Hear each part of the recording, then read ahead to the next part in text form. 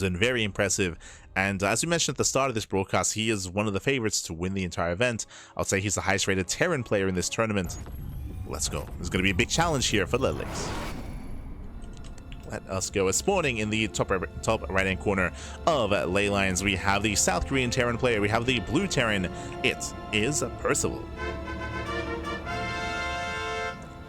And spawning in the bottom left hand corner, we have his opponents. We have the red Protoss player. The red Protoss, the Italian Protoss, representing the Platinum Heroes. It is LetaleX. Here we go. And if you're in the chat, you know what time it is. It is Gamba time. Oh no! Hold on. Un momento. And you need to pay out the previous predictions.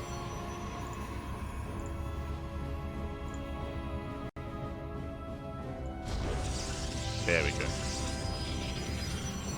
If you're in the chat, predictions are open. Place your bets on who you think will claim the series. Will go the way of the Terran, will go the way of the Protoss. LetaleX has been improving a lot in recent times, that is true, but at Percival, his rate of improvement has been greater. He has been leveling up quite heavily, and we've seen Percival take it to some of the best Protoss and Terran players in the world. It's been impressive to see that rate of improvement, and again, we'll see if anyone can stop him. I think I would even say that he might be the favorite of the tournament itself, not just the best Terran. Again, that's when I look at players like Shameless, look at players like Young Yako to bring him down. Players like LetaleX. Let's go. Let us go.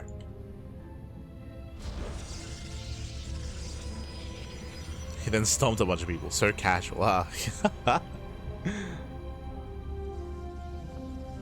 Yeah, he even recently came back from the Americas, of course. If you remember, he traveled to SE for All.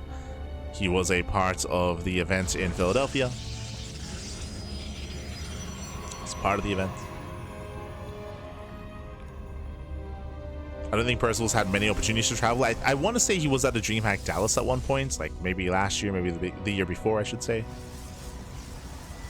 I remember there was a year where almost all the Koreans went. Like, when I say all the Koreans, I mean even players like Luna C, Honmono, Quanta, like even some of the like the lesser known Koreans.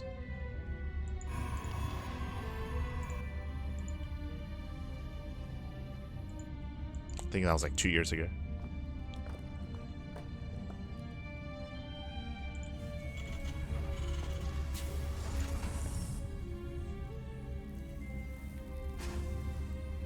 Casual trip to Philadelphia. True. Casual, Fappy. So now, economic opener. Racks expand out of Percival, then following up with his factory. So going for the economic starts. When it comes to the evolution of PvT over time, it has changed heavily. I mean, we were speaking about this like halfway through the year, how PvT has evolved so much in 2025. And since then, it's evolved even more. Like, it's we have gone through so many metas of PvT. It's crazy. Currently, we've shifted away from the all-ins. Again, before this, especially around DreamHack Dallas, coming into EWC, there were a lot of 2-base all-ins, a lot of mech as well. Of course, there was a lot of mech in PvT. In the latest patch, as the Mindshot shuts out Who's Nation. And with recent changes, of course, to Storm, we have seen PvT change once again, and now we have seen a bit of a resurgence here of more mid to late game play. All-ins have been less effective, they've been less useful, so we've seen all-ins kind of die down amongst all players, and now we see a lot more kind of mid to late game macro play instead. Kind of building up to this more death ball of a composition with Ghosts, with Liberators. Not saying that happens every game, but nowadays it's more often than not that occurs. I would say like maybe 70% of the time. Cool.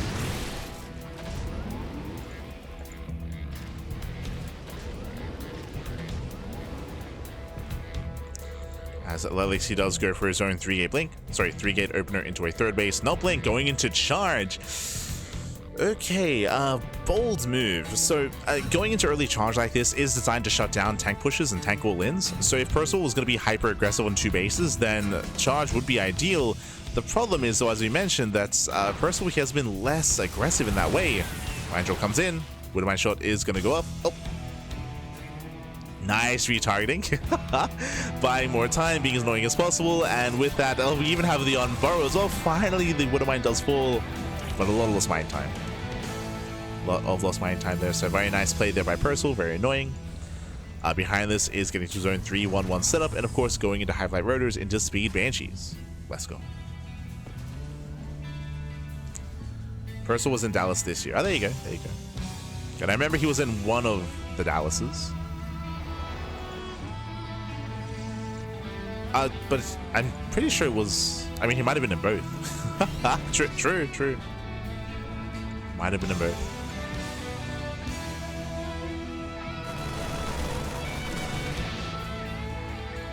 Did SE for All replace Philadelphia, or are they independent tournaments? Replace is a weird way of putting it.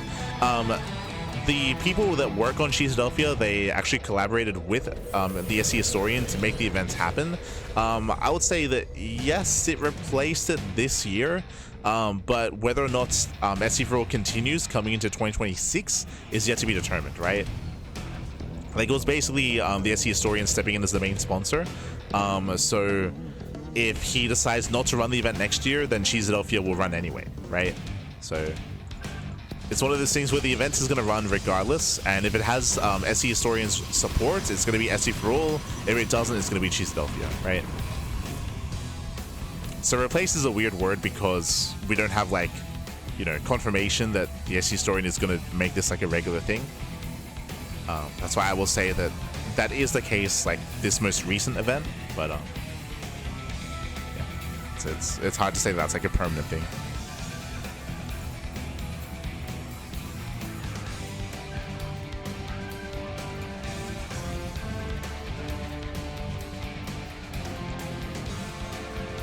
I guess a better way of putting it is there's always going to be an offline LAN event in Philadelphia. Like that.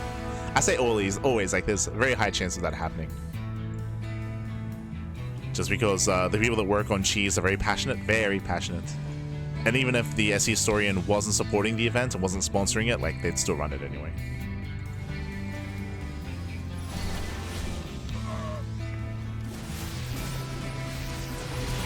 As Percival does poke in. The Zealots are clumping. The mine shot's up. These connections, and with that Percival, he breaks through. He breaks through the Zealots. He will shut them down. Boys are being pulled. Banshees, they come in from behind, and LetaleX is being shut down here, as he should lose every single Zealot. Again, we have more Zealots warping in. It's going to be close. With those reinforcing Zealots, it looks like he barely will clean up the Marines and will defend. Whew. Okay. So LetaleX does hold on, but at a cost of 12 probes. Ay. Banshee gets away. 12 workers go down. And with that, Percival does have a nice lead, a nice start. He has momentum. He has momentum in this game. You can see he backs off, he re-rallies, he does reconsolidate his army. Colossus are on the way. But there's still a window in time before the Colossus pops out. And this fourth base, it's going to be difficult to defend.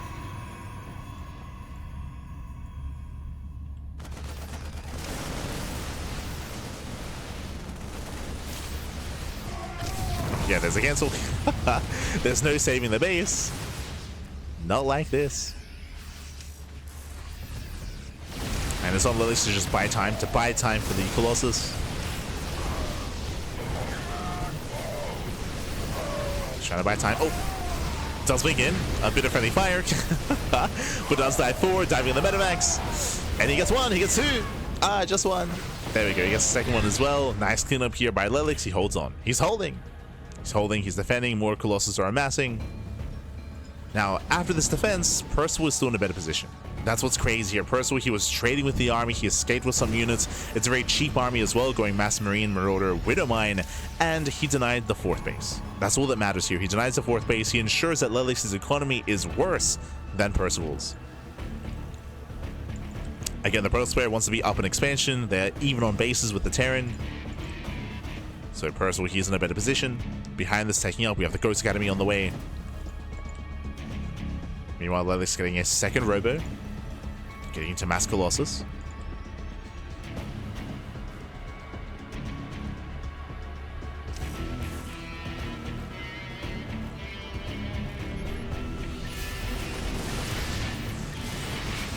Percival does stem in. Oh. Sims in. Mind shot going up. Nothing too major here. But again, just keeping LetaleX busy. Catching some transferring workers. So the run back gets shut down. Again, 4th CC for Percival is on par with the 4th base of LetaleX. Ay, ay, ay. And there's a lot of pressure on LetaleX here. There's a lot of pressure to get something done. He's building up to a 4th Colossus. He's heavily reliant here on Colossi. Whereas other players would by now be taking into Storm.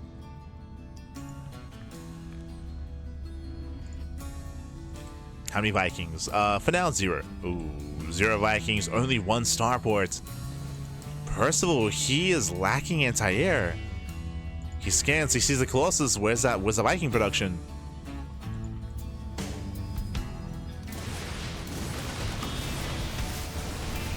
Obviously, especially against only a handful of Colossus, Marauders, they can stem in.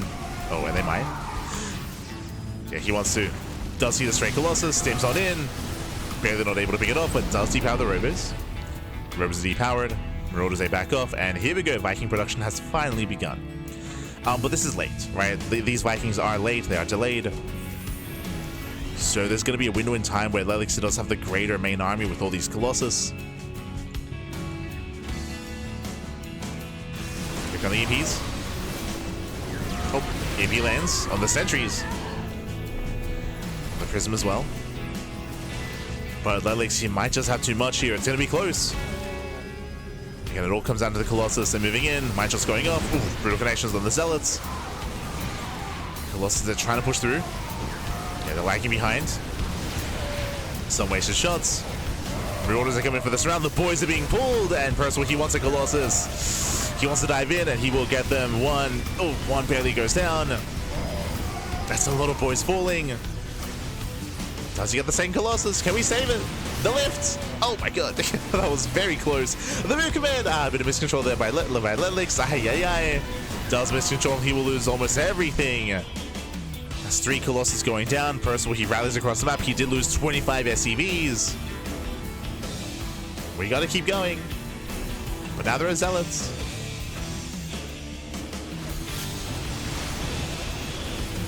Oof. Yeah, he'll lose the final Colossi. Shout out to the Vikings. Vikings shutting down. The 4th base goes down for a 3rd time. For at least a 2nd.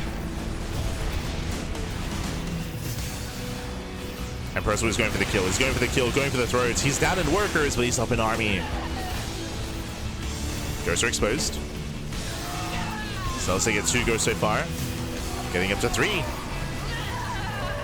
3 ghosts go down, but the Marauders, they just hammer away at the Stalkers. And there's no splash damage. Up, Colossus just now coming in. He's coming.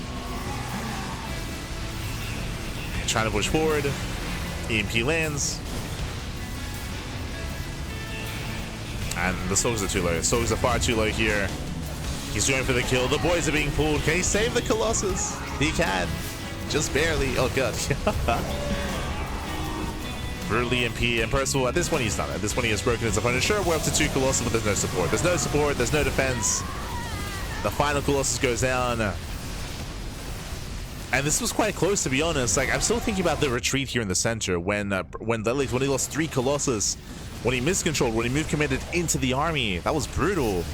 And if that hadn't happened, if he escapes with even 2 more Colossi, then, I mean, that changes everything. That could have made the defense, to be honest. That could have been all he needed. So very close, very close. But in the end, GG gets called, and Percival takes game number 1. GG. Whew. GG will play. Does take lead in the series. Again, a very intense back and forth here. LetaleX was able to hold his own. And again, I can definitely see a world where he could have maybe even survived the counterattack as well after crippling the economy. If only he hadn't lost those Colossus in the center of the map. If only he hadn't moved commanded into the army as well for that one moment. It's possible that maybe he wouldn't have escaped, but it didn't help. Didn't quite help there. And GG. GG well played. Percival takes the lead. And now we're jumping into game number 2. Let's go. Let's go.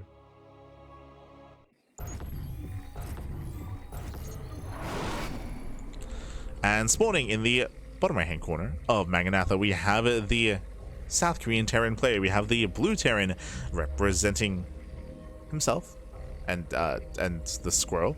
It is Percival. And spawning in the top left-hand corner, we have the Italian Protoss player. We have the red Protoss, representing the Platinum Heroes. It is LetaleX. Here we go.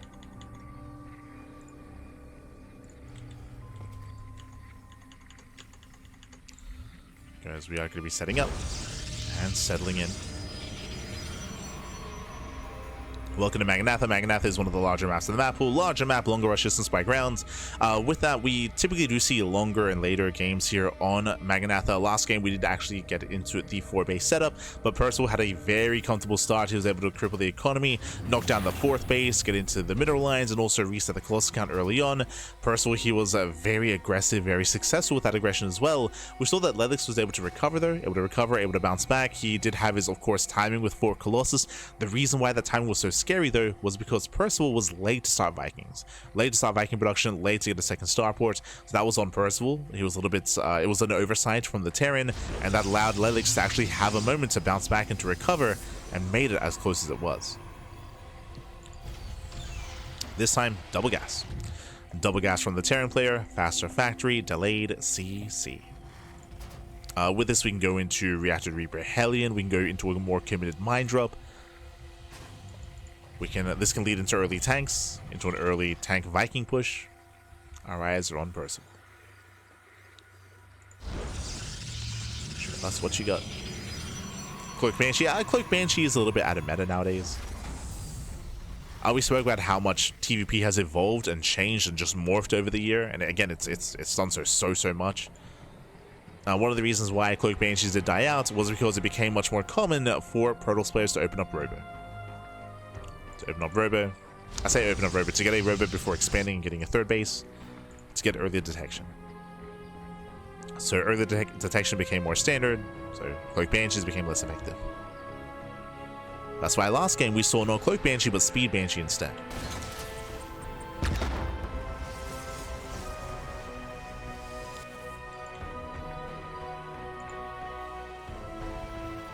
That's just how TvP has morphed over the year.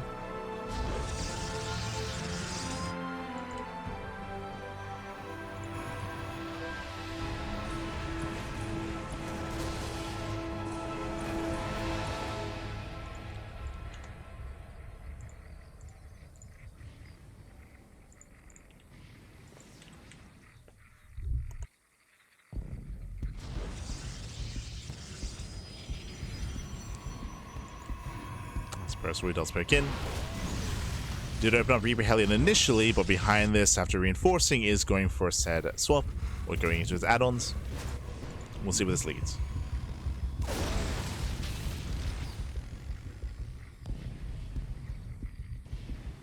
Once again, LetaleX going for early charge. Once again, this is meant to shut down early pushes. As Reaper Hellion does break through. Ooh, gets into the mineral line, gets 1, gets up to 2 probes. Assuming. Barely not. Oh my god, the power of the shield battery. Jesus. Protects it. Oh no! I spoke too soon. Hellion, he barely does get the shot off. 4 probes going to be going down. Reapers, they bust into the main. Aye. 5 probe kills. 6 probes. 7 probe kills.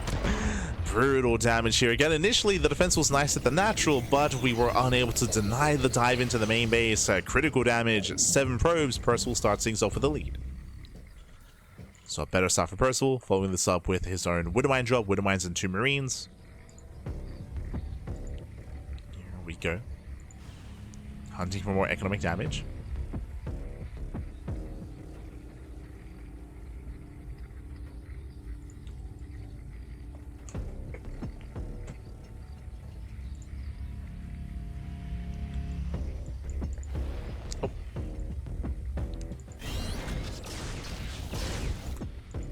Does pull away.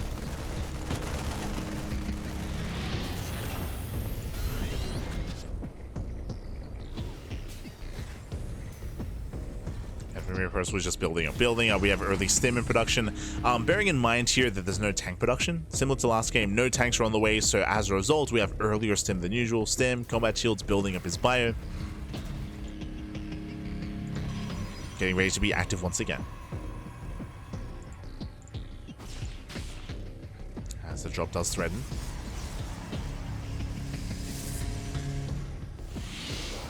Buenas noches, Lojo, buenas noches. Get some sleep, Pappy, get some sleep. I will sleep soon as well. We'll sleep soon.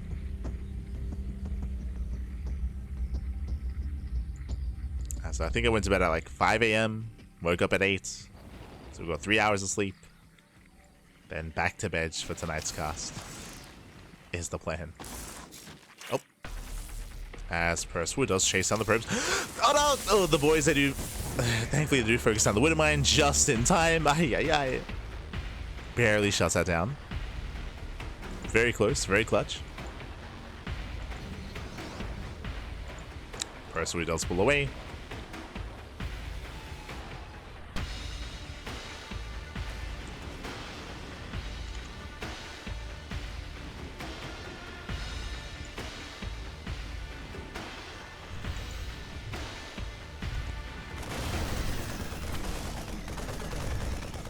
And here comes the main push. Here comes the stim timing. You can see stim is finishing up in 5 seconds.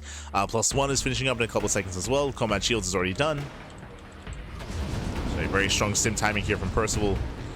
Meanwhile, LetaleX, he is in position at his third. So he's got most of his army at his third base. He's got one immortal in between his bases. We have 4 stalkers in the main. Blink is not done, so we actually have 1 stalker that's trapped. Oh no! Job comes in. He can avoid that stalker. But now he sets up. Yes, Sim's further in. LetaleX out of position. And probes aren't going down. At the same time, Zelramba does catch reinforcements. But this is still brutal damage, getting 11 probes. Mind Shot connecting as well. The choke point working against LetaleX. And here the trade is just so efficient. Even if he gets cleaned up, but he's not going to be cleaned up, he just stims in. He just keeps going. It just keeps going. Takes down the Zels, takes down the Stalkers. Oof. 0 stalkers left, which means we can just pick up. No anti-air. I just goes to the mineral line, getting as many probes as he can. Gets another 4. And pulls away. From here he pulls away. That was 15 probe kills, 14 zealots, 2 sentries, 5 stalkers, just for a handful of marines, just for marines, marauders. A very expendable army. Percival getting his third base up and running. Here comes the next wave. Here come reinforcements. As he moves out, there's a war prison moving in. Okay, LetaleX, he has a chance. He has a chance to backstab. Colossus are building up back at home, and Percival, he does turn around. Oh, for a moment. Remember, he turns around. Maestro goes off. Zealots are cleaned up. First, we had plenty to defend, and now here come the Vikings. Viking production has finally begun. This is earlier compared to last game, so he's building up his Vikings. I believe there's already Colossus. And again, LetaleX, he is stumbling his way into the mid-game. He took a lot of economic damage, so he's just recovering. His 4th base is very late, so late 4th base once again for LetaleX. Late expansion, late economy. And that's why Percival has a massive lead here. Massive supply lead. Here, the soup, it's not lagging, Pappy. Not this time. Because of all the economic damage.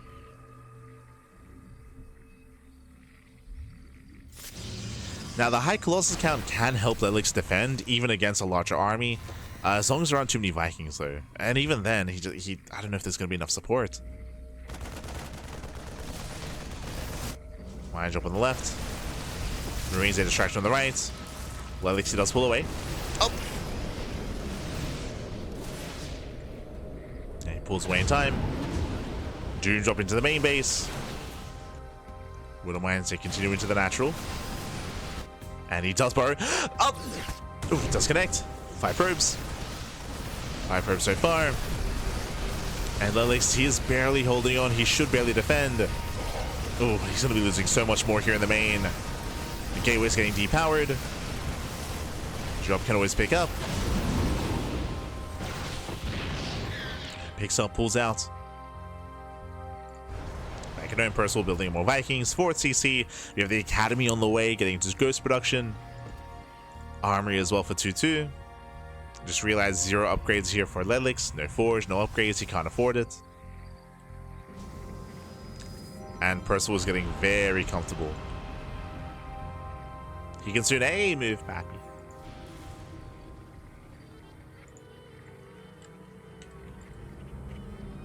Now, the best chance here for LetaleX is to outposition his opponents if Percival's like in the middle of moving out. If he's in the middle of pushing, for example, maybe LetaleX can hit a third, get some damage done, then recall back home. But when it comes to a head-on fight, we have to favor Percival here.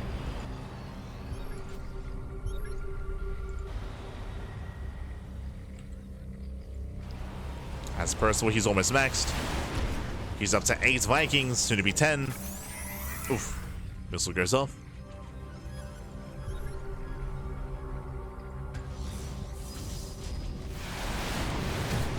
And no prism. And Percival, we can just commit in. Respecting this quite a bit. Kites away.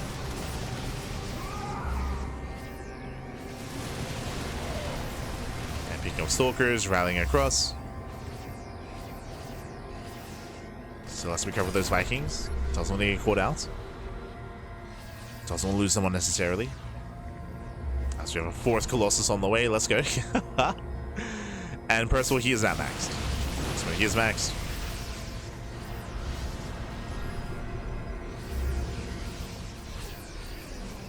Vikings, they poke in. They should get a volley up. There we go.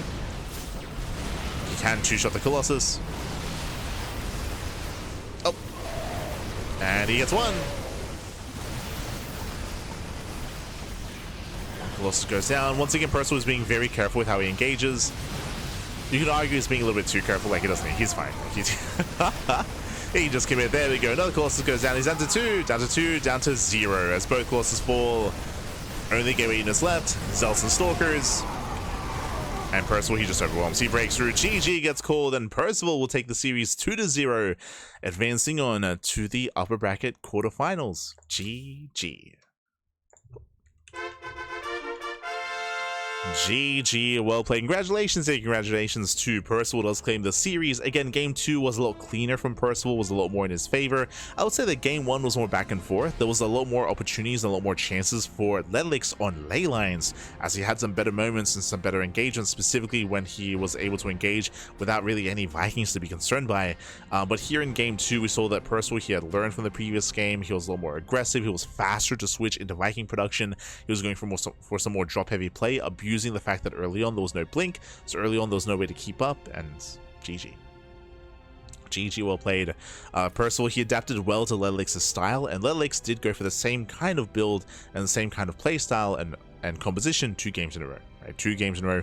We spoke about this in the previous series in, I want to say, the Demi match, if not, sorry, in the Mute series, where trying to rely on the same style multiple times in a series, it's a little bit too much to ask for, especially at this level of play. Your opponent is going to be adapting and is going to be adjusting to you, and will have a more refined response. More refined. But GG. GG, well played with that. Congratulations to Percival. And with that, that does wrap up the first part of day 3. GG, well played. That is going to be all of our upper bracket matches concluding. Let's quickly catch up on the bracket itself and kind of go over those results. Un momento. Here we go. So exclamation mark B in the chat to have a look back yourselves, as the bracket has been updated. Here we go. So from the top, we had Shameless. Shameless took down Demi 2-0 to advance on to the upper bracket semifinals. Shameless is waiting for the winner of Jumi and Hydra, as Hydra did take down Rebellion 2-0 as well. So Hydra takes down Rebellion, Hydra up against Jumi into Shameless. That's a lot of PvP. That's a lot of Protoss versus Protoss. Anything canon will happen. I do favor Shameless amongst these players, but I can definitely see Hydra and Jumi causing upsets in the PvP matchup. So there's always a lot of variance involved when these players do face off against each other. We'll see who can make it through. Scrolling down, we have LetaleX. LetaleX took down Mute 2-1, went all the way to the ace match. We just wrapped up with Percival versus LetaleX, and again, that was a bit of a closer back and forth in game 1 specifically. In game 1, game 2, more one-sided. Percival does advance on into the next round. I did mention earlier that my eyes to win this tournament are on Shameless, they're on Percival, they're on Young Yakov. That's still a series that is yet to play out. We have Yakov, he took down Foxer, that was last week. Baby Marine took down Nickrat, and we have Baby Marine versus Young Yakov in that upper bracket. That's a spicy series. Do look forward to it. Do look forward to these TVZs. Meanwhile, when it comes to the second part of day 3, which will be later on this evening, we're going to be going live in around 7.5 hours time. 7.5 hours. Basically, I'm going to go pass out. I'm going to go pass out, get some sleep, and we'll be back with the second half with 4 more best of 3s in 7.5 hours.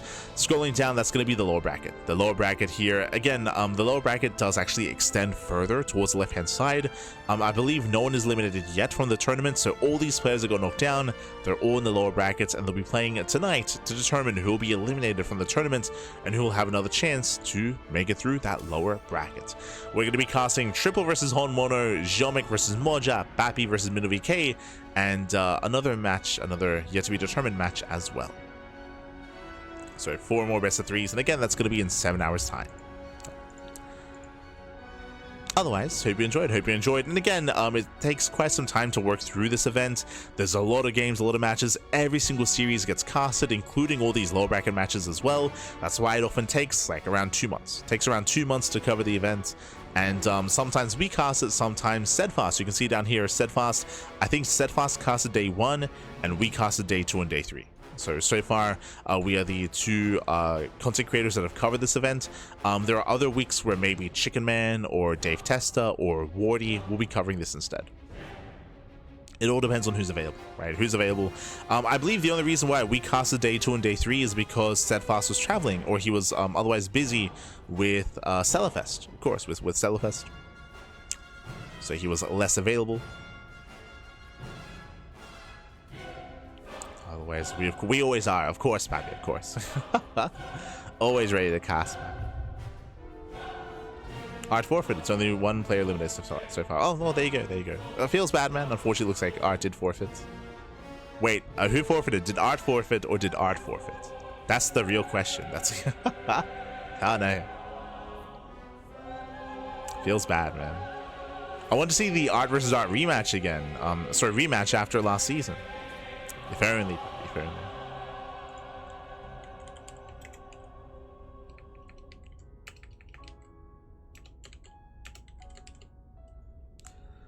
For now, though, we are going to be heading off. So thanks for watching. Thanks so much for watching. Thanks so much for tuning in. When it comes to the rest of our schedule, bam, you can see it here before you. You can see that we have a back-to-back cast of OSC. We just had our morning cast. We have the evening cast later on tonight. We have the Enki Epic Series tomorrow. That's going to be an SC Evolution cast. We have the Pixar Cup on Wednesday. We have Wardy TV Monday on Wednesday as well. We have another one on Friday, as I believe there are going to be 2 Wardy TV Mondays later on tonight, back-to-back, because Wardy has front page from Twitch.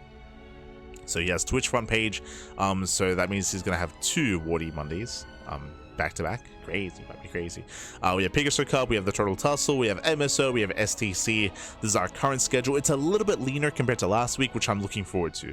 Like, last week was so intense. Literally 2 casts a day, every single day.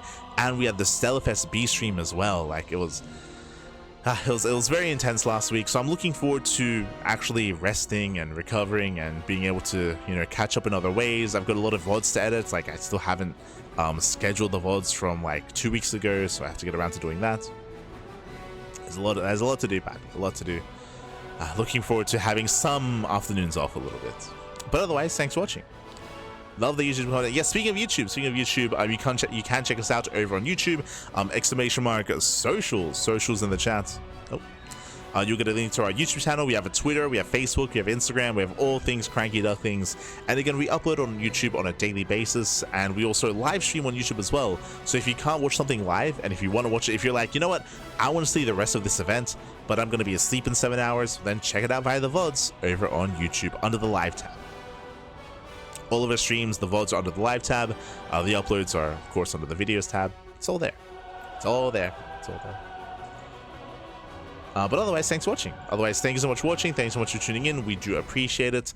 Again, we're going to be heading off for the time being. Going to be getting some rest, and we'll be back in 7 hours for some more StarCraft. Otherwise, thank you so much. Stick around. We're going to be giving another StarCraft streamer a raid. I don't know if many people are streaming at the moment. This is usually when we have the NA boys streaming, so like Bomyoja or Patches, sometimes Nina. Who's live? Who is live? Oh, Sal is still live. Oh. I feel like he's usually asleep by now. But okay, okay. We have Sal. We have Florencia. Lovely. Oh, God. We'll give someone a raid.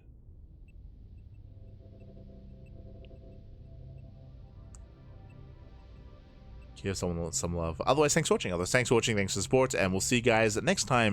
We'll see you either later tonight or some more for some more StarCraft. Until then, thanks for watching. Ciao. Bye. Ciao. Hasta luego. Thanks for watching.